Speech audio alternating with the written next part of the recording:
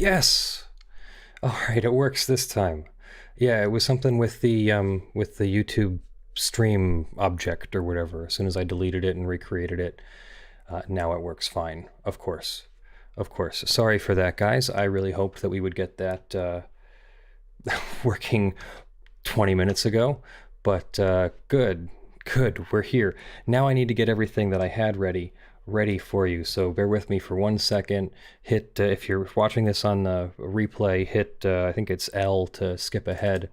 Let me just bring up my amended complaint here. Bring it up to 200%, and then that should show up there. And then I had some things that we can try bringing up later. This is going to be a short stream. This is a really simple lawsuit at this point, but I saw that it involved h3h3, so, you know, I had this pang of nostalgia hit me right in the face, and I just wanted to just go live and talk to you about it, especially since YouTube's been giving me a hard time about publishing my last 2 videos.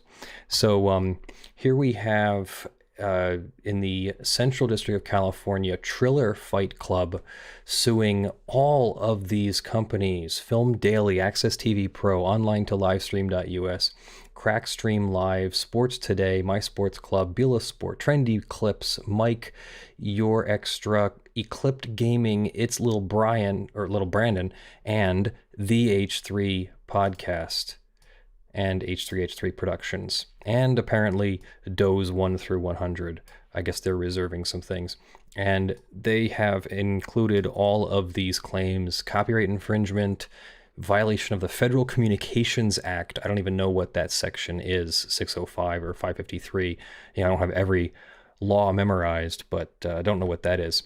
Conversion, which would be a kind of theft, breach of contract, conspiracy, violations of the Computer Fraud and Abuse Act, which that one involves like password cracking or hacking someone, and vicarious copyright infringement, which is when you help somebody commit copyright infringement. And the only thing I can think of, I did have something up here, and I'm going to have to look for it, but the only thing that I can think of is I did see that there was a recent podcast by h3h3 that involved this image, and then there's a live stream. I couldn't tell you if this is the source of why h3h3 is involved. I tabbed through it a little bit here, using the timeline that they've got. I don't see the thing that we're talking about here, but let's go through the lawsuit and see exactly what the accusations are. Oh, thank you, Kurt, for the $10. Yeah, all is well here. I see you've been playing a lot of what's that? Well, whatever. The Evil Genius game. There we go. And John Sansone, thank you for the $5. We missed you. Okay, yeah, excellent. So here is the lawsuit, and it's really pretty simple. First off, it's got this massive introduction. They're suing all these people is basically what this paragraph says. There's all the people that they're suing. Nature of the action. Through this action, Triller seeks in excess of $100 million, $100 million against defendants, and each of them all who are cyber criminals. So that's... I don't know if it's a civil lawsuit. I don't know if you can accuse people of cyber crimes in a civil lawsuit and really get anything from that.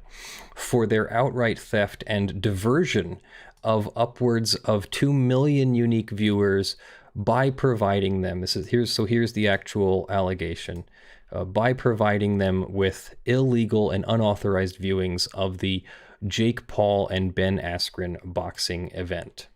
So that's what I think the problem is here. Hang on, my PDF software is breaking. Plaintiff is the copyright owner and publisher of the Triller Fight Club broadcast of the Jake Paul and Ben Askren boxing event, including all undercard bouts and the entire television broadcast exhibited via closed circuit television and via encrypted satellite signal, hereinafter referred to as the broadcast. So whenever they say the broadcast, they mean that they are the copyright owner and publisher of the Triller Fight Club broadcast. That's what they're talking about. The broadcast originated via satellite uplink and was subsequently retransmitted to cable systems and satellite companies via satellite signal, or retransmitted via satellite signal to licensed content distributors such as plaintiffs' authorized online platforms. Plaintiff institutes this action to obtain remedy for and permanently hinder the blatantly unlawful infringement and rampant theft of its copyrighted works by the defendants. Defendants, each of them, have utilized various torrent and streaming websites such as YouTube, Film Daily, Access TV Pro, all of these other ones, to unlawfully upload, distribute, publicly display without authorization the broadcast to the users of such websites. Now, before we get into whether h3h3 is part of this, this is completely normal. Like, whenever there's one of these really popular fights or events that are being live broadcast, there's always somebody who tries to pirate it, for lack of a better word. Maybe I should have my pirate hat on, who tries to profit off of it, or just, I don't know, gain some cred, some street cred, some internet credibility, some clout, to use, I forget all their names sometimes, but to use the internet lingo. Upon information and belief, defendants, and each of them, acted knowingly, willfully, unlawfully, and with blatant disregard for plaintiff's copyright in the broadcast by uploading the broadcast to the aforementioned websites with additional shareable payment links, such as PayPal links, so somebody's making money off of it, which allow users to remit direct payments. Defendants calculated and reprehensible infringement, theft, and unlawful acts. There you go. There's the is infringement theft. It is on some level, but it's also not. So that's what we have a word for it. We have a word for it because it's not the same thing. It's called infringement. Committed in knowing violation of the law. So that means they're going to seek excess damages, usually a trebling of damages, and has resulted in damages suffered by plaintiff in excess of $100 million by stealing and diverting upwards of 2 million unique viewers of the illegal and unauthorized viewings of the broadcast from plaintiff. Acting with intentional and knowing disregard of plaintiff's exclusive rights in the broadcast, defendants, who are nothing less than cyber criminals, employ various user profiles on websites, including those mentioned above, to illegally upload copyrighted programming, including the broadcast, and to facilitate the unauthorized copying, sharing, downloading, uploading, and distribution of such programming through their egregious conduct, uploading and distribution of such programming. Online, I skipped a step. Defendants also encourage others to copy, share, download, distribute, and share the broadcast on the aforementioned websites. Defendants further unlawfully facilitate, participate, and induce others to engage in the unauthorized reproduction, adaptation, distribution, and public display of plaintiff's copyrighted broadcast, all to line their own pockets with monies that belong to plaintiff. This does not sound like Ethan and h3h3, so I have absolutely no idea what they're talking about here. Paul, thanks for the $5. John, thanks for the $5. Buy myself a beer. I will.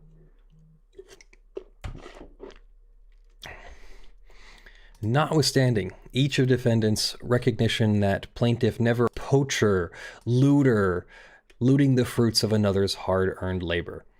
And that's really where the facts and circumstances of this end.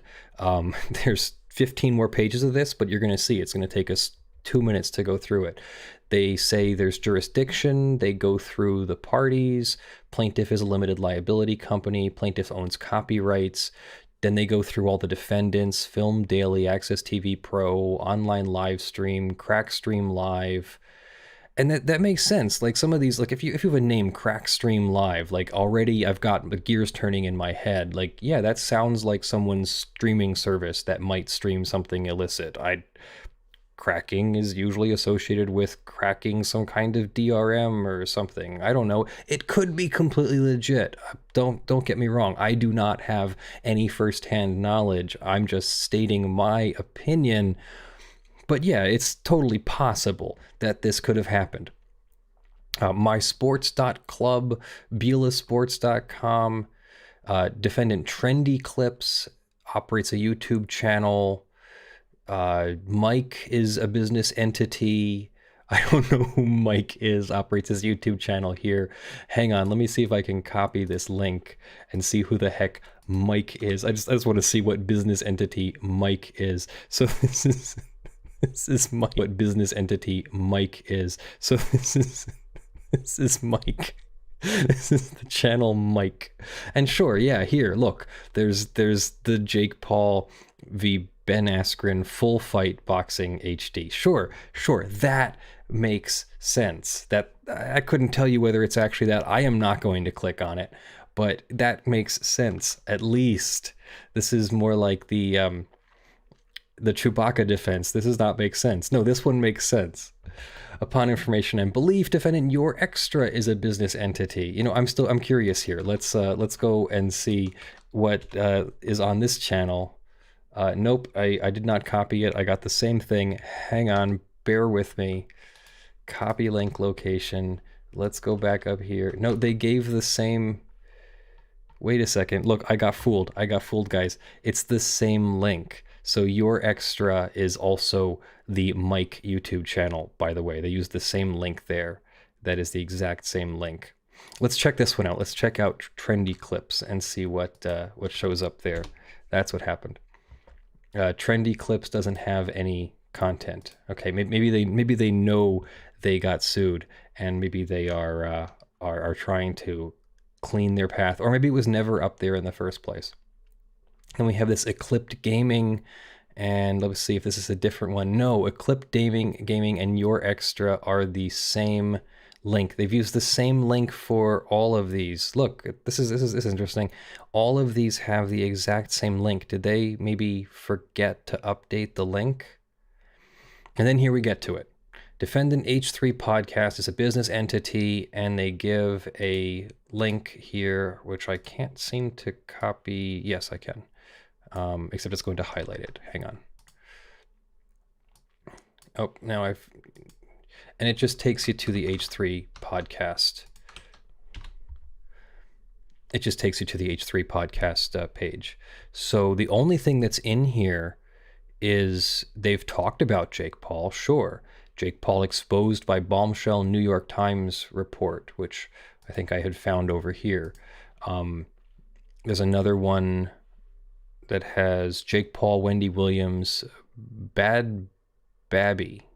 I don't even know how to pronounce that. So I don't see that content here. I don't think that Ethan would put that up, would put Jake Paul's fight on the H3h3 podcast. I don't see it.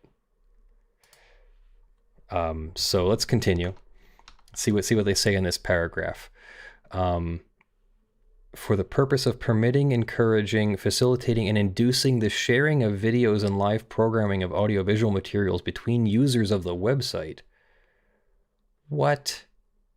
The H3 podcast, through its hosts, Ethan and Ela Klein, operate the YouTube channel located here for the purpose of permitting, encouraging, facilitating, inducing the sharing of videos and live programming between users of the website. Okay, I guess that's a lawyer's definition of what a YouTube channel is. I don't think there's an actual accusation in that.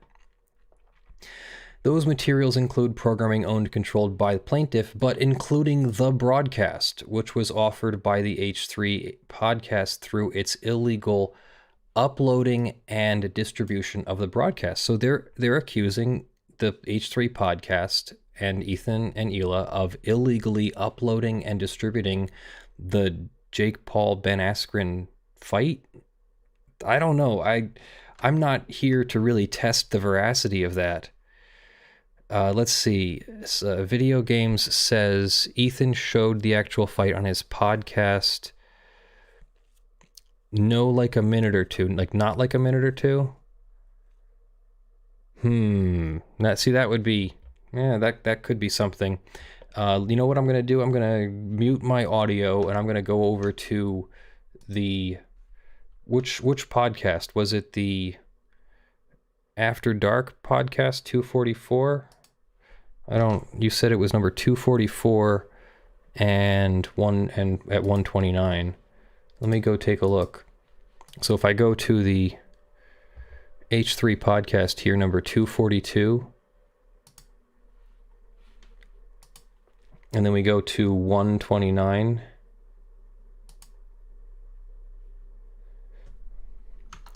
And you guys are saying one. I don't know. I don't see a Teddy Fresh. I don't see a Jake Paul fight here. Or do you mean it was at 1 hour and 29 minutes? How about that? That could also be. So yeah, maybe. There you go. Yeah, see, there it is. Okay. Okay, gotcha. I'm not going to play it because obviously I don't want to become part of this lawsuit either. But yeah, there it is. He showed. All right, we should be coming back now. So something about trying to play that in the background definitely screwed up the live stream. So sorry about that. I don't think it had anything to do with what I was showing. But yeah, so let's try again and see if I blow up my internet connection again.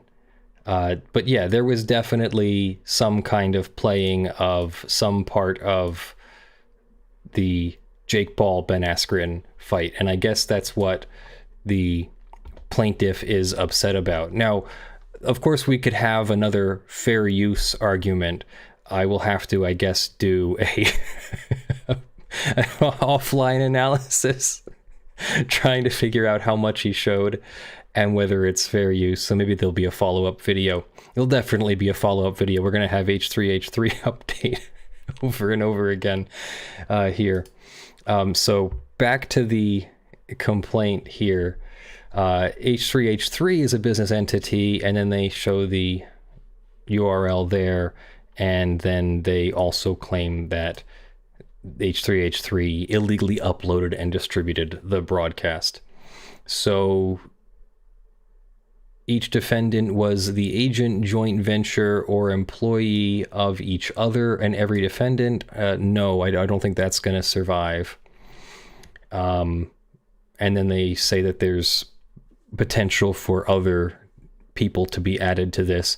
And then they get into the counts, and these are pretty standard counts. You would go for copyright infringement if you believe that someone has redistributed your videos. This $100 million, I think, is a bit much. The maximum damages for copyright infringement under statutory damages would be $150,000 for infringement.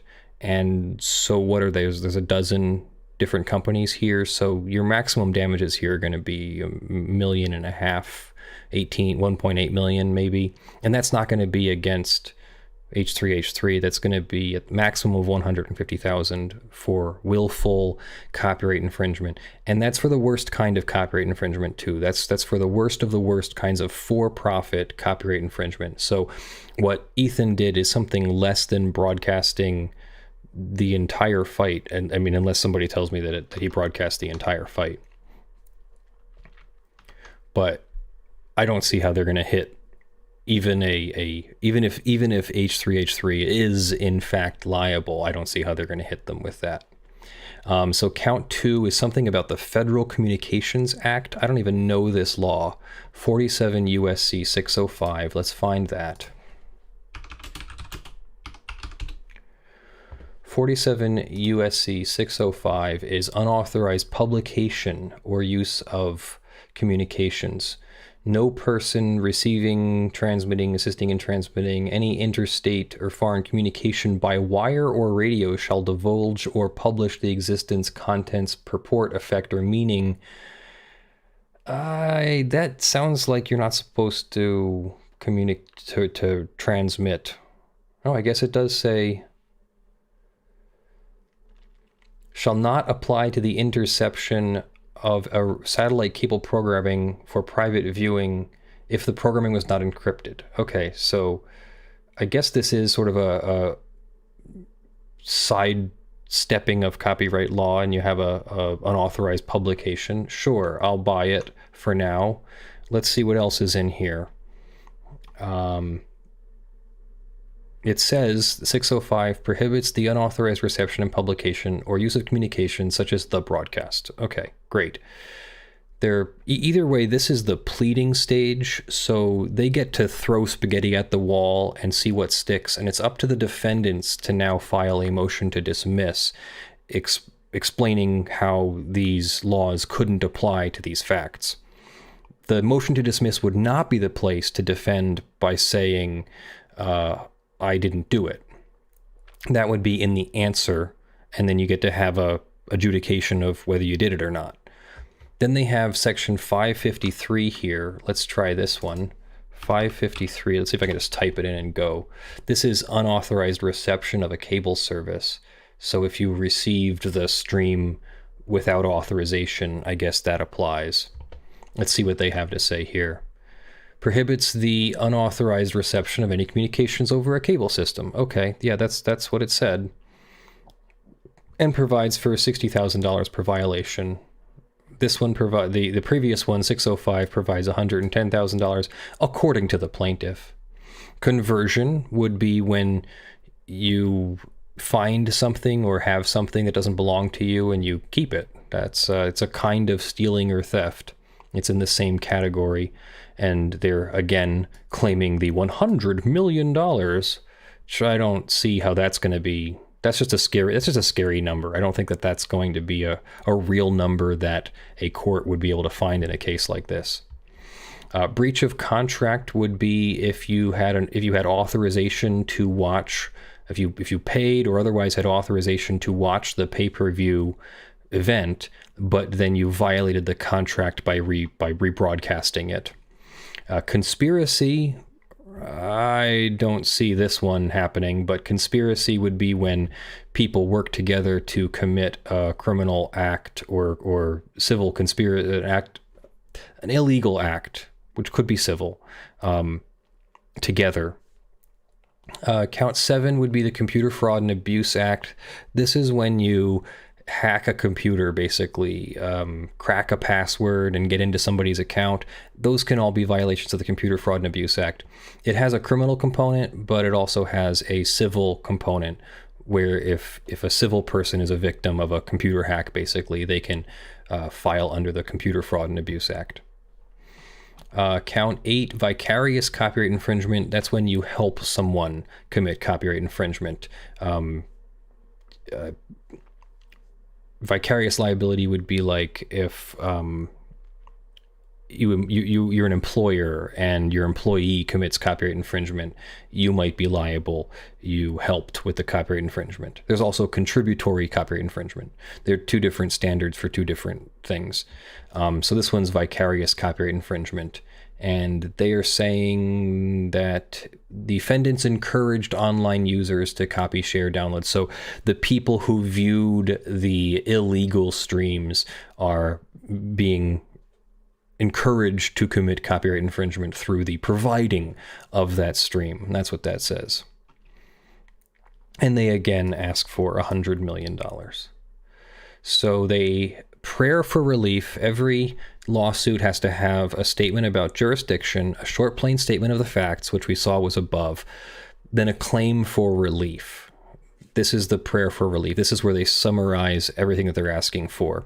So they're asking for the defendants to be enjoined, which means an injunction. That means a court order. Why do we care if we're asking for damages? Well, a court order gets you into a different level of punishment if you violate the court order. So if these defendants are adjudicated as having committed the copyright infringement, then the judge can say you are not allowed to commit more copyright infringement. And so the videos have to be taken down, the streams can't be provided, and if you do it again, now the court can visit even more punishment upon you, because instead of just violating the law, now you violated a court order. So it's setting the stage for future punishment or fines or penalties. It also allows the court to prevent the existing harm. It allows the court to say, take down the videos, basically. The plaintiff be awarded all profits plus all losses to the plaintiff, the exact sum to be proven at trial, but in no event less than $100 million. I think that's BS, but that's just my opinion. It's not, I don't have any facts to go on that it will definitely not be $100 million. Sure, if one of these services broadcast the streams to enough people, let's say 1 million people watched an illegal stream, yeah, you probably have millions of dollars in damages. I don't know if what Ethan did is even copyright infringement. It might be a fair use. I'll have to do a further analysis and make a video.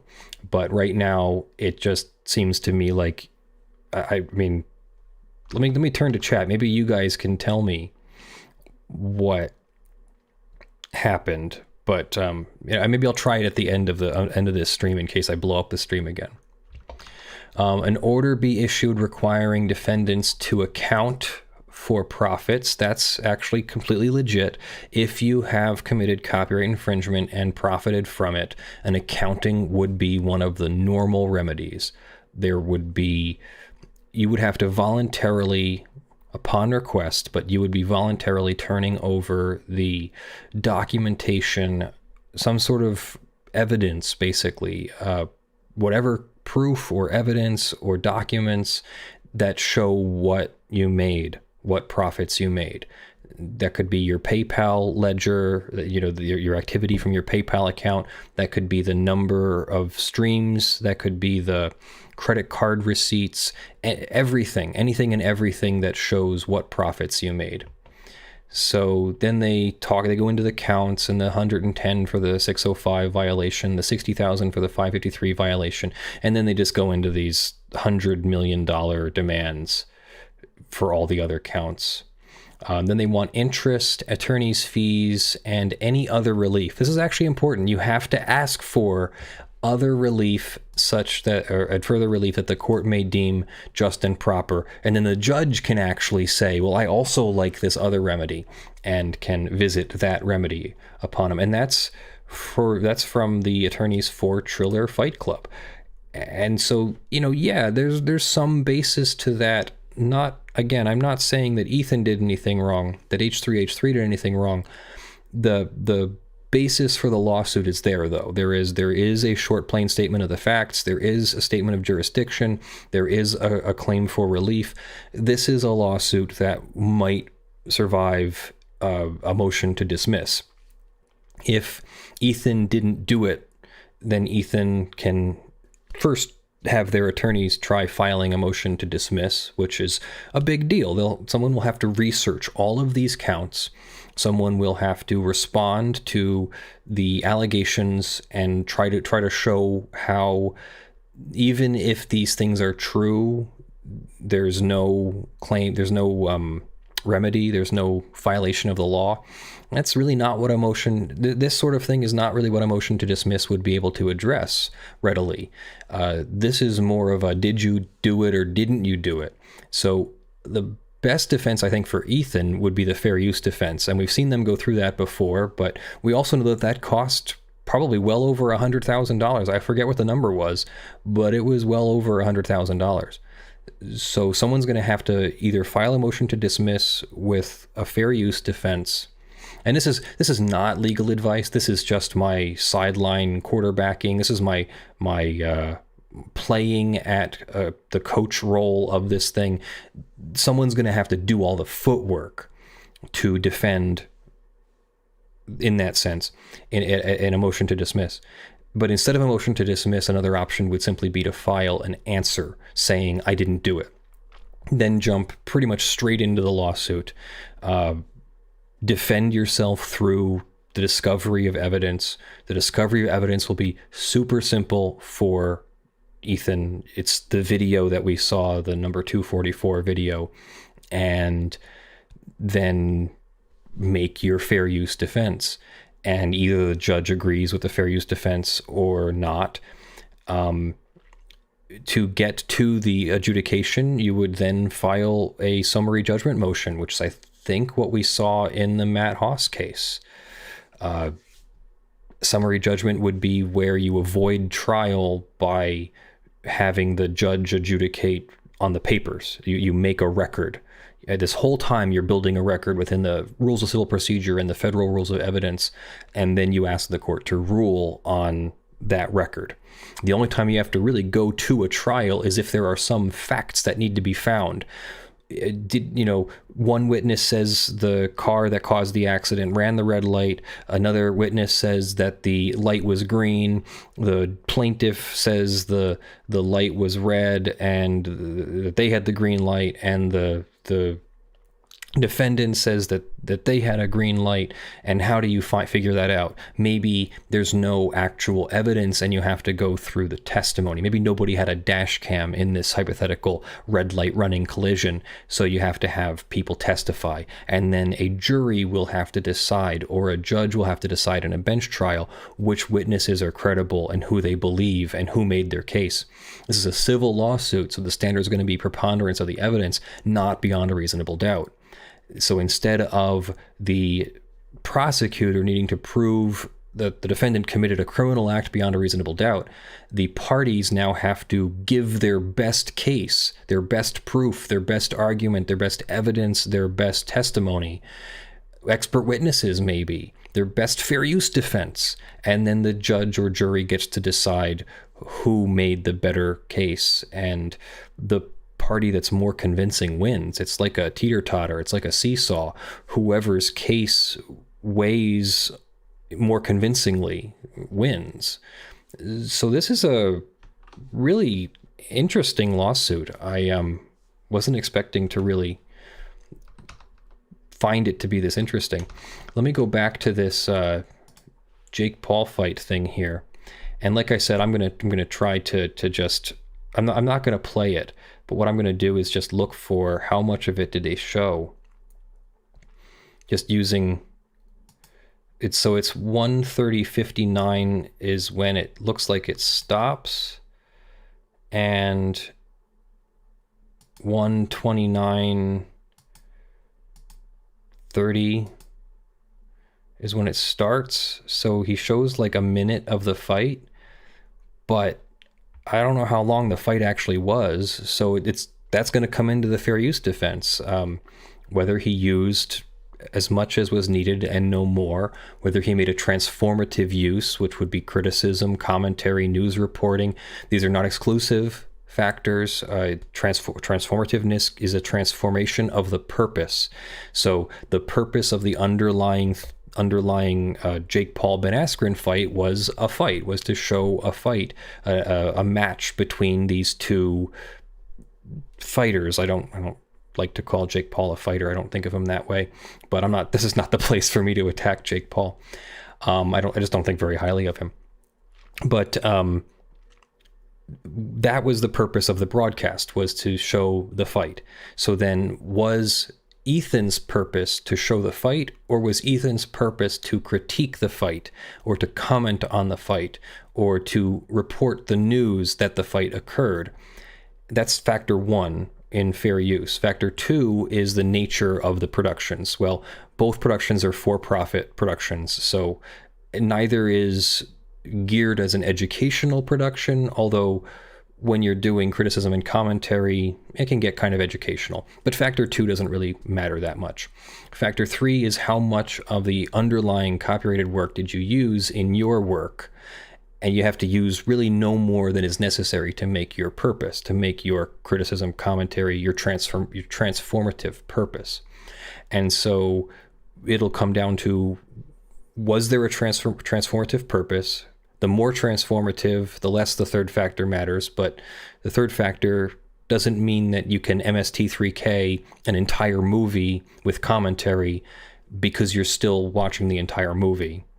So, you're going to have to use no more than necessary to make your criticism commentary purpose. So is he, in using 1 or 2 minutes of the fight here, is that more than necessary, less than necessary, exactly the right amount?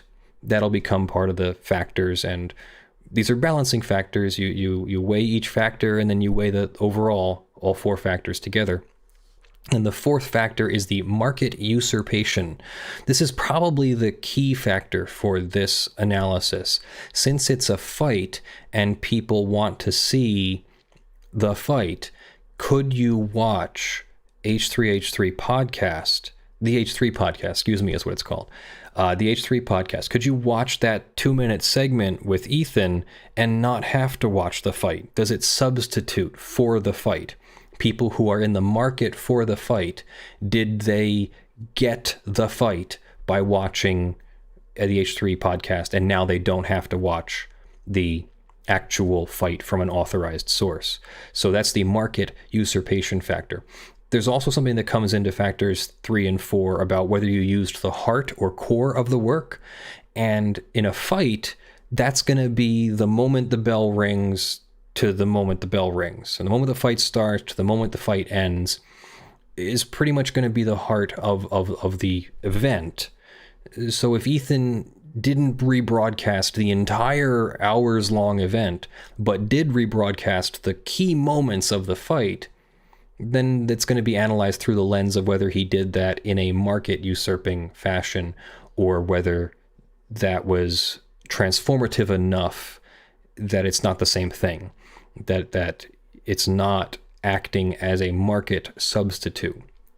Criticism can devalue a work. So if he's trying to say, look at how this fight is a disaster, as it says here. This fight was a disaster, he says, and he's going through and critiquing the fight, and because he's telling people it's a disaster, fewer people want to watch it. That doesn't mean that he has usurped the market. It has to usurp the market in a similar fashion to the way selling a bootleg DVD usurps the market for a sale of the actual authorized DVD.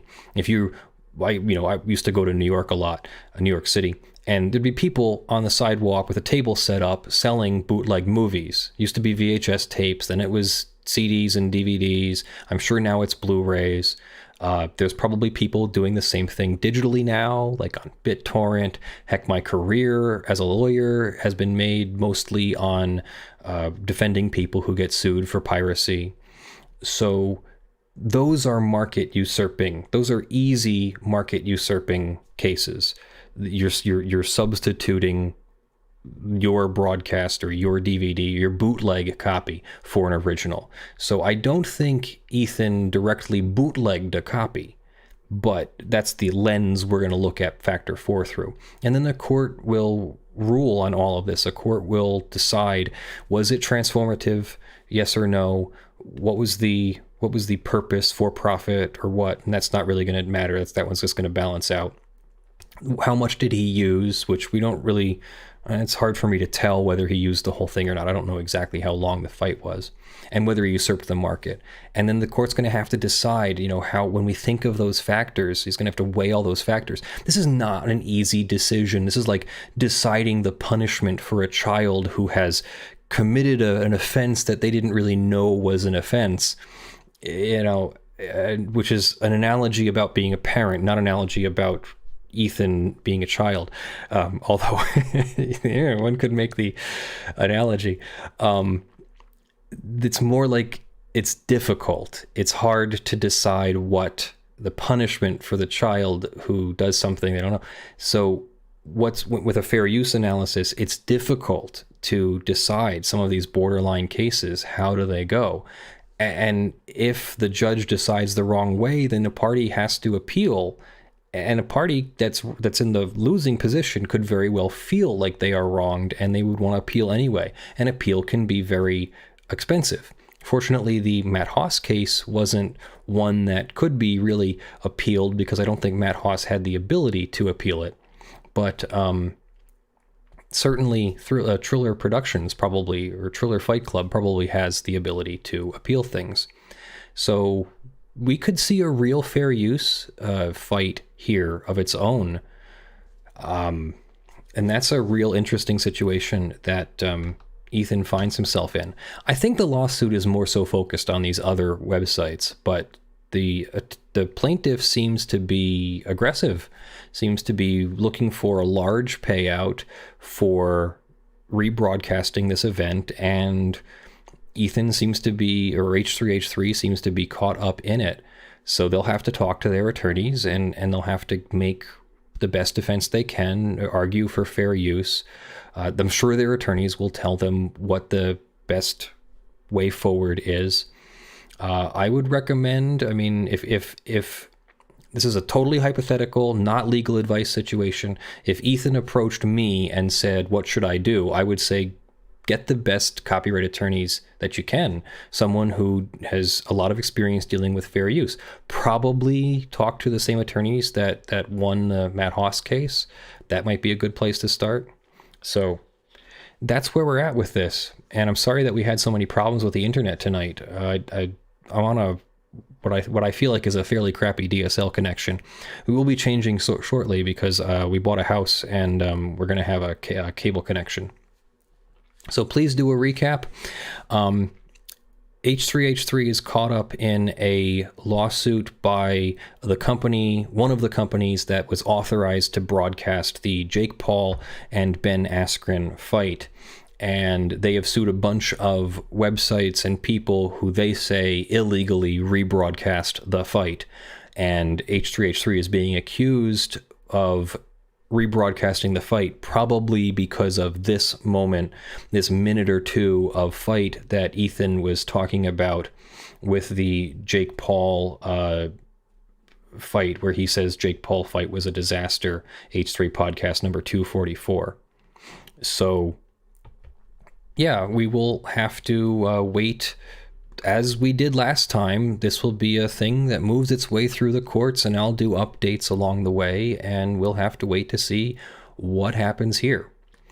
So that, I think, is where I'm going to stop, so this doesn't become a super long video. And if you want to follow the lawsuit, it is Triller Fight Club 2 LLC versus filmdaily.com and all these others. You can probably find it better under the case number here, which is 2:21-CV-03502. You can follow that probably on Court Listener or Pacer or Recap, or I don't know, Google maybe might have updates. I don't know. Central District of California is the jurisdiction. So yeah, that's what's happening there. Thank you all for joining me. I'm going to keep this short, so let me just thank my people. My podcast would not be possible without my supporters, and I always make a shout out to my $50 plus supporters. For May, that's Joe Tyson, John Steele, Gavin Barnard, Eevi, Spirit Bear, Benjamin Hitov, Ugly Grill, Rudolph Bescherer Jr., Brandyn, Abel, Torpedan, RDHDragon, Earthbound Star, and ShadowTycho. And everybody is the $50 plus supporters, and all the others, the $5 plus supporters, are scrolling on the LED panel behind me. So thank you all for joining me. I'm going to go get some sleep. I got my vaccine later today or tomorrow for people who are still stuck on May 3rd. May the 4th be with you. And I'll see you guys later. Bye.